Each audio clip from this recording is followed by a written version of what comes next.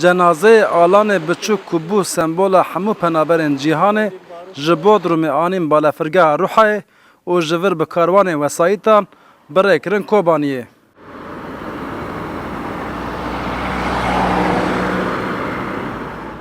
Êşa alanê biçûk hem xelkê Rojava û hem jî xelkê Bakurê Kurdistanê xemgîn kirin.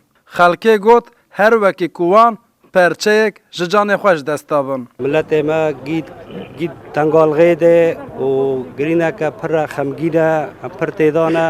Eyan bu millete behra difetisiye ne günah yani. Vazarokanan sucivan çiye vazarokana. Vazarokanan lazım ku bixunin her mektebe.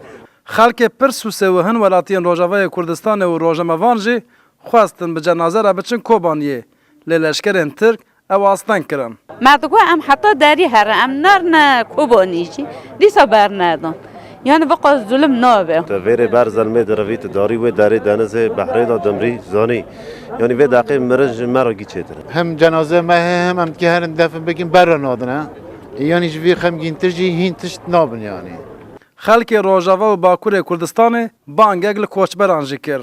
Xelkê xwest welatê xwe terk nekin û berê xwe nedin Ewropayê. ام نخوازن روجاوا والا به ام نخوازن ایسان ما در کفن کوچبر ببین لحر درجی هر کس تک لآخوا خواستر ولات خوا چکو عرض باف کال منه ملتی مدبید عرض خدا ببینه و با آخوا بگیره برنده.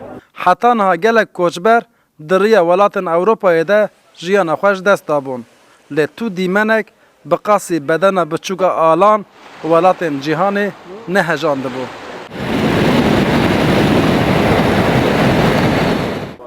Kobanî bû sembola berxwedanê.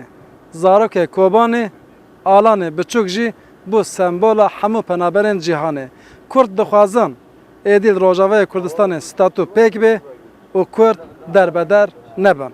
Maşallah dekak, Rûda û pir